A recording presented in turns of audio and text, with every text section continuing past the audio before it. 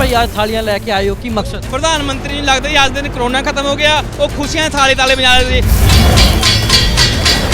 ਅਸੀਂ ਕਹਿੰਦੇ ਸਾਲ ਹੋ ਗਿਆ ਪ੍ਰਧਾਨ ਮੰਤਰੀ ਸਾਹਿਬ ਸਾਡੇ ਬੱਚਿਆਂ ਦਾ ਖੂਨ ਚੂਸਿਆ ਜਾ ਰਿਹਾ ਤੁਹਾਡੇ ਸਿੱਖਿਆ ਵਿਭਾਗ ਦੇ ਅਧਿਕਾਰੀਆਂ ਵੱਲੋਂ ਇਹ ਸਿੱਖਿਆ ਅਧਿਕਾਰੀ ਭ੍ਰਿਸ਼ਟ ਹੈ ਸਕੂਲ ਮਾਫੀਆ ਨਾਲ ਮਿਲੇ ਹੋਏ ਆ ਕਿਉਂਕਿ ਅਰਬ ਰੁਪਏ ਦਾ ਵਪਾਰ ਹੈ ਚੰਡੀਗੜ੍ਹ ਦੇ ਵਿੱਚ ਪੇਰੈਂਟਸ ਐਸੋਸੀਏਸ਼ਨਾਂ ਇਕੱਠੀ ਹੋਈਆਂ ਉਹਨਾਂ ਦੇ ਹੱਥਾਂ ਦੇ ਵਿੱਚ ਤਾਲੇ ਨੇ ਤੇ ਥਾਲੀਆਂ ਨੇ ਉਹਨਾਂ ਨੂੰ ਪੁੱਛਾਂਗੇ ਅੱਜ ਕਿ ਕਿਉਂ ਅੱਜ ਉਹ ਤਾਲੇ ਲੈ ਕੇ ਤੇ ਥਾਲੀਆਂ ਲੈ ਕੇ ਇੱਥੇ ਇਕੱਠੇ ਹੋਏ ਨੇ ਕੀ ਮਕਸਦ ਹੈ ਜੀ ਅੱਜ ਤਾਲਿਆਂ ਦਾ?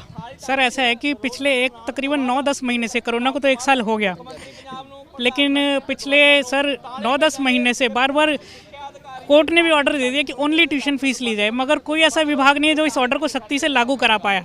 जब आप लागू ही नहीं करा सकते तो आप अपने ऑफिस छोड़ो कम से कम जनता का पैसा तो बचेगा। तो हमने ये ताले रखे हैं कि भाई ऐसे ऑफिसों को ताला लगा देना चाहिए जो जनता की आवाज़ तक नहीं सुन सकते। क्या फ़ायदा ऐसे ऑफिसों में बैठने का। मैंने खुद अपने बच्चे को प्राइवेट स्कूल से निकाल के सरकारी में डलवाना पड़ा क्योंकि मैं भी बहुत लंबे समय तक इंतज़ार करता रहा शायद ये कोर्ट की बात लागू करवा लेंगे पर इन्होंने कोर्ट की बात लागू नहीं कराई और स्कूलों ने मर्ज करके फीसें पेरेंट्स से ली ही ली हैं और प्रेशर ਕੀ ਲੋੜ ਪਈ ਅੱਜ ਥਾਲੀਆਂ ਲੈ ਕੇ ਆਏ ਹੋ ਕੀ ਮਕਸਦ? ਦਿਵਸ ਮਨਾ ਰਹੇ ਆ ਪ੍ਰਧਾਨ ਮੰਤਰੀ ਨਹੀਂ ਲੱਗਦਾ ਜੀ ਅੱਜ ਦਿਨ ਕੋਰੋਨਾ ਖਤਮ ਹੋ ਗਿਆ ਉਹ ਖੁਸ਼ੀਆਂ ਥਾਲੇ ਤਾਲੇ ਬਜਾ ਰਹੇ ਸੀ ਅਸੀਂ ਕਹਿੰਦੇ ਸਾਲ ਹੋ ਗਿਆ ਪ੍ਰਧਾਨ ਮੰਤਰੀ ਸਾਹਿਬ ਸਾਡੇ ਬੱਚਿਆਂ ਦਾ ਖੂਨ ਚੂਸਿਆ ਜਾ ਰਿਹਾ ਤੁਹਾਡੇ ਸਿੱਖਿਆ ਵਿਭਾਗ ਦੇ ਅਧਿਕਾਰੀਆਂ ਵੱਲੋਂ ਸਾਡੇ ਗਲ ਘੁੱਟਾ ਦਿੱਤਾ ਜਾ ਰਿਹਾ ਜਦੋਂ ਸਾਡੀ ਬੇਸਿਕ ਨੀਡਸ ਪੂਰੀ ਨਹੀਂ ਹੁੰਦੀ ਸਾਡੇ ਘਰੇ ਰੋਟੀ ਨਹੀਂ ਹੈ ਸਾਡੇ ਮਕਾਨਾਂ ਦੇ ਕਿਰਾਏ ਦੇਣ ਨੂੰ ਹੈ ਨਹੀਂ ਸਾਡੇ ਕੋਲ ਨੌਕਰੀਆਂ ਹੈ ਨਹੀਂ ਅਸੀਂ ਇਹਨਾਂ ਬੰਦ ਪਈਆਂ ਸਿੱਖਿਆ ਦੀਆਂ ਦੁਕਾਨਾਂ ਜਿਹੜਾ ਮਾਫੀਆ ਬਣ ਚੁੱਕਿਆ ਸੀ ਫੀਸਾਂ ਨਹੀਂ ਦੇ ਸਕਦੇ ਘੱਟੋ ਘੱਟ ਹਾਈ ਕੋਰਟ ਦੇ ਆਰਡਰ ਤੇ ਸੁਪਰੀਮ ਕੋਰਟ ਦਾ ਆਰਡਰ ਸਹੀ ਤਰੀਕੇ ਨਾਲ ਲਾਗੂ ਕਰਾ ਦਿਓ ਸਾਡੇ ਬੱਚੇ ਦੀ ਪੜ੍ਹਾਈ ਬੰਦ ਨਾ ਕੀਤੀ ਜਾਵੇ ਸਾਨੂੰ ਫੀਸਾਂ ਲਈ ਤੰਗ ਨਾ ਕੀਤਾ ਜਾਵੇ ਤੇ ਸਰਕਾਰ ਕੋਈ ਕਾਨੂੰਨ ਬਣਾ ਕੇ ਨਾ ਸਕੂਲ ਮਾਫੀਆ ਨੂੰ ਨੱਥ ਪਾਏ ਤੇ ਫੀਸਾਂ ਦਾ ਕੋਈ ਜਾਇਜ਼ ਜਿਹੜਾ ਸਾਡੇ ਕੋਲ ਮੰਗ ਕੀਤੀ ਜਾਵੇ ਨਹੀਂ ਤਾਂ ਅਸੀਂ ਕਹਿੰਦੇ ਆ ਇਹ ਸਿੱਖਿਆ ਅਧਿਕਾਰੀ ਭ੍ਰਿਸ਼ਟ ਹੈ ਸਕੂਲ ਮਾਫੀਆ ਨਾਲ ਮਿਲੇ ਹੋਏ ਆ ਕਿਉਂਕਿ ਅਰਬ ਰੁਪਏ ਦਾ ਵਪਾਰ ਹੈ ਇਹਨਾਂ ਦੇ ਬੱਚਿਆਂ ਦੇ ਜਿਹੜਾ ਗੁਜ਼ਾਰਾ ਹੈ ਸਾਡੇ ਟੈਕਸਾਂ ਨਾਲ ਮਿਲਦੀ ਤਨਖਾਹ ਤੋਂ ਨਹੀਂ ਚੱਲਦਾ ਸਕੂਲ ਮਾਫੀਆ ਦੀ ਰਿਸ਼ਵਤਖੋਰੀ ਤੋਂ ਚੱਲਦਾ। ਅਸੀਂ ਕਹਿੰਦੇ 31 ਮਾਰਚ ਤੋਂ ਬਾਅਦ ਜੇ ਤੁਸੀਂ ਨਹੀਂ ਸੈੱਟ ਕਰ ਸਕਦੇ ਇਹਨਾਂ ਭ੍ਰਿਸ਼ਟ ਅਧਿਕਾਰੀਆਂ ਦੇ ਦਫ਼ਤਰਾਂ ਨੂੰ ਤਾਲੇ ਲਾ ਦਿਓ ਤਾਲਿਆਂ ਦਾ ਖਰਚਾ ਮਾਪੇ ਆਪਣੀ ਜੇਬ ਚੋਂ ਦੇਣਗੇ ਇਹਦੇ ਲਈ ਸਰਕਾਰੀ ਫੰਡ ਖਰਚਣ ਦੀ ਲੋੜ ਨਹੀਂ ਤਾਂ ਤਾਲੇ ਤਾਂ ਹੀ ਕਰਕੇ ਅੱਜ ਲੈ ਕੇ ਆਏ। ਇਹ 31 ਮਾਰਚ ਤੋਂ ਬਾਅਦ ਗਵਰਨਰ ਪੰਜਾਬ ਨੂੰ ਮੁੱਖ ਮੰਤਰੀ ਪੰਜਾਬ ਨੂੰ ਤੇ ਪ੍ਰਧਾਨ ਮੰਤਰੀ ਨੂੰ ਲੱਖਾਂ ਦੀ ਗਿਣਤੀ 'ਚ ਤਾਲੇ ਪੰਜਾਬ ਹਰਿਆਣੇ ਤੇ ਚੰਡੀਗੜ੍ਹ ਤੋਂ ਜਾਣਗੇ। ਕੀ ਕਹੋਗੇ ਤੁਹਾਡਾ ਕੌਣ ਪੜਦਾ ਹੈ ਤੇ ਕੀ ਦਿੱਕਤਾਂ ਆ ਰਹੀਆਂ ਨੇ? ਮੇਰਾ ਪੋਤਾ ਪੜਦਾ ਜੀ ਬੱਚਿਆਂ ਦੀਆਂ ਨੌਕਰੀਆਂ ਪ੍ਰਾਈਵੇਟ ਛੁੱਟ ਗਈਆਂ ਹੋਈਆਂ ਕਰੋਨਾ ਦਾ ਕਰਕੇ ਔਰ ਉਹਨਾਂ ਨੂੰ ਫੀਸਾਂ ਦੇਣ 'ਚ ਬਹੁਤ ਦਿੱਕਤ ਆ ਰਹੀ ਹੈ। ਸਕੂਲਾਂ ਵਾਲੇ ਕਹਿ ਰਹੇ ਆ ਕਿ ਇਮੀਡੀਏਟ ਫੀਸ ਜਮ੍ਹਾਂ ਕਰਾਓ ਨਹੀਂ ਤਾਂ ਪੇਪਰ 'ਚ ਨਹੀਂ ਬੈਠਣ ਦਾਂਗੇ। ਅਗਰ ਬੱਚਾ 1 ਸਾਲ ਤਾਂ ਪਹਿਲਾਂ ਹੀ ਬਰਬਾਦ ਹੋ ਗਿਆ ਅਗਰ ਇਸ ਸਾਲ ਵੀ ਪੇਪਰ ਨਹੀਂ ਦੇਣ ਦੇ ਰਹੇ ਬੱਚਿਆਂ ਨੂੰ ਤਾਂ ਉਹਨਾਂ ਦੇ ਤਾਂ ਫਿਊਚਰ 2-2 ਸਾਲ ਲਈ ਹਮੇਸ਼ਾ ਲਈ ਖਰਾਬ ਹੋ ਜਾਏਗਾ। ਤੁਸੀਂ ਵੀ ਅੱਜ ਥਾਲੀ ਲੈ ਕੇ ਆਏ ਹੋ ਕੀ ਲੱਗਦਾ ਥਾਲੀਆਂ ਦੇ ਨਾਲ ਕੋਈ ਜਾਗਰੂਕਤਾ ਹੋਏਗੀ? सर जरूर होगी क्योंकि मोदी सरकार ने जब थाली बजा के लोगों को प्रोत्साहित किया था तो सारी दुनिया ने थाली बजाई थी। आज हम इस तरीके से रोष प्रकट कर रहे हैं कहीं ना कहीं तो जाके कोई ना कहीं तो सुनवाई होएगी ना क्योंकि ये सरकार अपनी कानों में उंगलियां डाल के बैठी हुई है उसे कोई मतलब नहीं बनता आम जनता से। ਤੋ ਲੋਕਾਂ ਦੇ ਵਿੱਚ ਰੋਸ ਵੇਖਣ ਨੂੰ ਮਿਲ ਰਿਹਾ ਸਾਫ਼ ਤੌਰ ਤੇ ਲੋਕਾਂ ਦੇ ਵਿੱਚ ਇੱਕ ਨਾਰਾਜ਼ਗੀ ਹੈਗੀ ਹੈ। ਕੀ ਲੱਗਦਾ ਹੈ ਜੀ ਥਾਲੀਆਂ ਵਜਾਉਣ ਤੋਂ ਕੁਝ ਸਮੱਸਿਆ ਦਾ ਹੱਲ ਨਿਕਲੇਗਾ ਤਾਲਿਆਂ ਦੇ ਨਾਲ ਕੀ ਹੋਏਗਾ? ਸਾਡੀ ਕੋਸ਼ਿਸ਼ ਹੈ ਕਿ ਗਵਰਨਮੈਂਟ ਕੋ ਸਮਝ ਸਕੇ ਇਸ ਚੀਜ਼ ਨੂੰ ਬੱਚਿਆਂ ਦੇ ਭਵਿੱਖ ਦੀ ਗੱਲ ਹੈ ਇਸ ਕਰਕੇ ਆਪਾਂ ਇਹਨਾਂ ਨਾਲ ਬੱਚਿਆਂ ਨਾਲ ਖੜੇ ਆ ਆਪਣੇ ਬੱਚਿਆਂ ਨਾਲ ਅਸੀਂ ਫੀਸ ਪੇ ਕਰਨ ਨੂੰ ਤਿਆਰ ਹਾਂ ਅਗਰ ਕੋਈ ਜਾਇਜ਼ ਮੰਗਣ ਤਾਂ ਅਸੀਂ ਦਵਾਂਗੇ ਫੀਸ ਸਾਰੇ ਪੇਰੈਂਟਸ ਪੇ ਕਰ ਦੇਣਗੇ ਫੀਸ ਅਗਰ ਇਹ ਜਾਇਜ਼ ਮੰਗੇ ਸਕੂਲ। ਤੁਸੀਂ ਟਿਊਸ਼ਨ ਫੀਸ ਹੀ ਦੇਣ ਦੀ ਗੱਲ ਕਰ ਰਹੇ ਹੋ? ਸਿਰਫ ਟਿਊਸ਼ਨ ਫੀਸ ਦੇਣਾ ਜੋ ਐਕਚੁਅਲ ਟਿਊਸ਼ਨ ਫੀਸ ਹੈ ਨੋਟ ਕਿ ਜੋ ਇਹਨਾਂ ਨੇ ਮਰਜ ਕਰਤੇ ਹੈਡ ਉਹ ਨਹੀਂ ਪੇ ਕਰਾਂਗੇ ਅਸੀਂ ਐਕਚੁਅਲ ਟਿਊਸ਼ਨ ਫੀਸ ਅਗਰ ਇਹ ਲੈਣਗੇ ਤਾਂ ਅਸੀਂ ਦੇਵਾਂਗੇ we are agree to pay ਦਾ ਫੀ।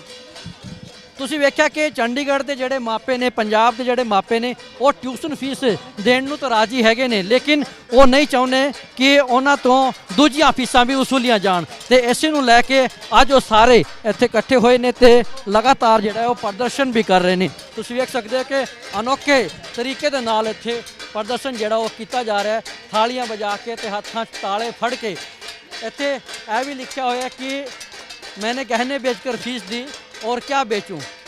तुसी गहने बेच चुके हो अपने? जी सर हमारे बच्चे को ओरल एग्जाम के लिए बुलाया और उसके बाद प्रिंसिपल ने डिनाई कर दिया पेपर लेने से। अच्छा ठीक ਤੇ ਤੁਸੀਂ ਵੇਖ ਸਕਦੇ ਹੋ ਕਿ ਕਿਵੇਂ ਇੱਕ ਰੋਸ ਜਿਹੜਾ ਹੈ ਉਹ ਮਾਪਿਆਂ ਦੇ ਵਿੱਚ ਵੇਖਣ ਨੂੰ ਮਿਲ ਰਿਹਾ ਤੇ ਇਹਨਾਂ ਦੇ ਹੱਥਾਂ 'ਚ ਤੁਸੀਂ ਫੜੇ ਹੋਏ ਪੋਸਟਰਾਂ ਨੂੰ ਵੇਖੋਗੇ ਤਾਂ ਜ਼ਰੂਰ ਜਜ਼ਬਾਤੀ ਕਰਨ ਵਾਲੀ ਇਹਨਾਂ ਦੇ ਜਿਹੜੇ ਗੱਲਾਂ ਸਾਫ਼ ਨਜ਼ਰ ਆ ਰਹੀਆਂ ਨੇ। ਜਿਹੜੀ ਮਾਵਾਂ ਗਹਿਣੇ ਵੇਚ ਕੇ ਆਪਣੇ ਬੱਚਿਆਂ ਦੀ ਫੀਸ ਚੁਕਾਉਂਦੀਆਂ ਤੇ ਹੁਣ ਉਹ ਕੀ ਵੇਚਣ ਤੇ ਉਹਨਾਂ ਨੂੰ ਆਪਣੀ ਮਜਬੂਰੀ ਦਾ ਵੀ ਇਜ਼ਹਾਰ ਕੀਤਾ ਤੇ ਥਾਲੀਆਂ ਵਜਾ ਕੇ ਇੱਥੇ ਅੱਜ ਇੱਕ ਰੋਸ ਦਾ ਪ੍ਰਗਟਾਵਾ ਕੀਤਾ ਜਾ ਰਿਹਾ ਹੈ। ਉਹਨਾਂ ਦੇ ਨਾਲ ਅਸੀਂ ਗੱਲ ਕਰਾਂਗੇ ਕਿ ਗਹਿਣੇ ਵੇਚਣ ਦੀ ਵਾਸਤਵ ਦੇ ਵਿੱਚ ਨੌਬਤ ਆਈ ਹੈ। सर ज़रूर आई है। मेरे हस्बैंड की जॉब नहीं है, मेरी जॉब नहीं थी। प्रिंसिपल से जाके हमने कम से कम 15 बार मीटिंग करी, रिक्वेस्ट करी उनसे कि मैम हमें परमिशन दी जाए, हम थोड़ी थोड़ी करके फ़ीस पे कर देंगे, हमें कम से कम कुछ तो कंसेशन दिया जाए। इतने सालों से बच्चा आपके स्कूल में पढ़ रहा है, आपको पता है आज तक कभी फ़ीस की नौबत ऐसी नहीं आई थी। आज हमारी प्रॉब्लम है तो कम से कम आप इस प्रॉब्लम में हमारे साथ तो खड़े हुए। लेकिन उन्होंने बिल्कुल मना कर दिया। एग्ज़ाम, ओरल एग्ज़ाम के लिए बच्चे को स्कूल में बुलाते हैं और बच्चे के सामने कहते हैं कि जब तक आपकी फ़ीस नहीं आएगी हम आपके बच्चे का एग्ज़ाम नहीं लेंगे। उसके बाद सर घर जा कर के बच्चा जो परेशान रहा, हम खुद परेशान रहे। एक टाइम पे हमारे दिमाग में आया कि हम सुसाइड करें। तो सर आप सोचिए कि जब हमें सुसाइड करने की नौबत आ गई तो उसके बाद हमें लगा कि हम तो मर जाएंगे, लेकिन हमारे बच्चे का क्या होगा। और उसी का सोच के आज हमने ये स्टेप लिया। अगर अभी भी गवर्नमेंट इसके अगेंस्ट कुछ नहीं करती है या हमारे माननीय प्रधानमंत्री जी इसके अगेंस्ट कुछ नहीं करते तो एटलीस्ट वो हमें ये परमिशन दें कि हम अपनी किडनी बेचें या हम कोई ऐसी अपने ऑर्गन्स बेचें कि ताकि हम अपने बच्चों की स्कूल की फ़ीसें दे सकें, उनके एग्ज़ाम्स करवा सकें। जो स्कूल वालों ने उनके एग्ज़ाम्स रो रखे हैं या वो उनको टीसी नहीं दे रहे हैं और ना ही इन प्रिंसिपल के अगेंस्ट कुछ एक्शन नहीं ले रहे हैं। इन स्कूलों के अगेंस्ट कुछ तो एक्शन होना चाहिए। जब वो ऑनलाइन क्लासेस ही मई में स्टार्ट कर रहे हैं, जून में क्लासेस शुरू हो रही हैं, गवर्नमेंट ने सीधा आदेश निकाला था कि जब से क्लासेस शुरू होंगी तब से आप फीस लेंगे। प्रिंसिपल डिनाई कर रही है, वो कहते हैं मैं ऑथराइज पर्सन नहीं हूँ। अगर आप ऑथराइज पर्सन नहीं हो, आप इस चेयर पे बैठने के लिए भी कैपेबल नहीं हो, तो आप क्यों बैठे हो। हम कितने बच्चे पढ़ते हैं तो कितनी फीस मांगी जा रही है? पूरी फीस मांग रहे हैं। वो कह रहे हैं जो भी हमारी फीस है यही हमारी ट्यूशन फी है, इसमें कुछ भी वेव ऑफ नहीं होगा।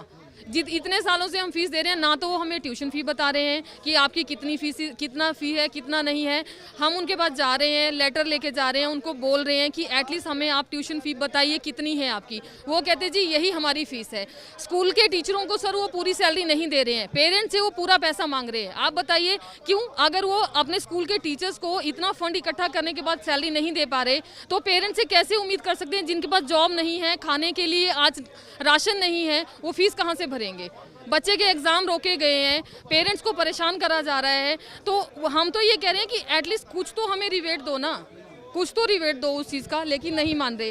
भैया इनके 2 बच्चे हैं, दोनों बच्चों के एग्ज़ाम रुके हुए हैं। ਤੁਹਾਡੇ 2 ਬੱਚਿਆਂ ਦੇ एग्जाम रुके हुए हैं? 2 बच्चों के हमारे एग्जाम रुके गए। वो कहते हैं जी फुल फीस दो। हमने कहा 50% फीस दे देते हैं आपको, उसके बाद हम कलेक्ट करके आपको फिर दोबारा दे देंगे। उन्होंने दोनों बच्चों को एग्जाम रोक लिए। सबसे बड़ी बात सर ये है कि शिशु निकेतन स्कूल, मेरे बच्चे प्री नर्सरी से लेके 8वीं तक पढ़ रहे हैं। क्या आपने हमसे कुछ कमाया नहीं है? हमने आज तक कभी पहले फीस नहीं दी आपको।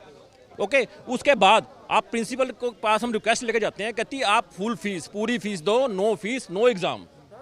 तो ਤੁਸੀਂ ਸਮਝ ਸਕਦੇ ਹੋ ਇੱਕ ਮਾਪਿਆਂ ਦਾ ਦਰਦ ਕਿ ਫੁੱਲ ਫੀਸ ਫੁੱਲ ਐਗਜ਼ਾਮ ਇਸ ਕਰੋਨਾ ਕਾਲ ਦੇ ਵਿੱਚ ਜਦੋਂ ਉਹਨਾਂ ਦੇ ਰੋਜ਼ਗਾਰ ਚਲੇ ਗਏ, ਉਹਨਾਂ ਨੂੰ ਮਿੰਨਤਾਂ ਵੀ ਕੀਤੀਆਂ ਲੇਕਿਨ ਪ੍ਰਸ਼ਾਸਨ ਨਹੀਂ ਮੰਨ ਰਿਹਾ। ਹੁਣ ਇੰਤਜ਼ਾਰ ਹੈਗਾ ਉਹਨਾਂ ਨੂੰ ਕਿ ਪ੍ਰਸ਼ਾਸਨ ਜਾਗੇ ਤੇ ਉਹਨਾਂ ਨੂੰ ਕੋਈ ਇਨਸਾਫ ਦਿਲਾਵੇ। ਹੁਣ ਵੇਖਣਾ ਹੋਏਗਾ ਕਿ ਤਾਲਿਆਂ ਤੇ ਥਾਲੀਆਂ ਦੇ ਨਾਲ ਕਿੰਨਾ ਕੁ ਪ੍ਰਸ਼ਾਸਨ ਦੇ ਉੱਤੇ ਫਰਕ ਪਏਗਾ। ਕੈਮਰਾਮੈਨ ਪ੍ਰਦੀਪ ਦੇ ਨਾਲ Rajesh Chauhan, living India news, Chandigarh.